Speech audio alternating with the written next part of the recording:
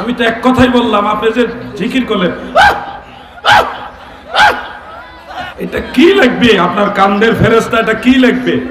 এটা কি?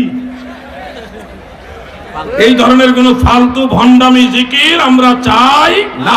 বলেন আমরা এই ভণ্ডামি জিকির, আর আওয়াজ দিয়ে বলেন চাই কি?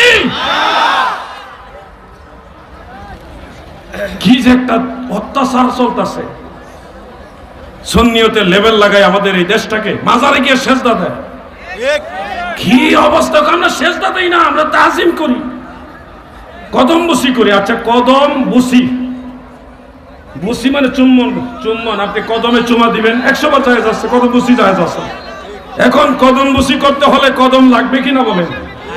কেউ যদি বাঁশের মধ্যে চুমা দিয়া কয় আমি কদম বুসি করছি, তাহলে কি হবে? কদম বুসি করতে হলে কদম লাগবে।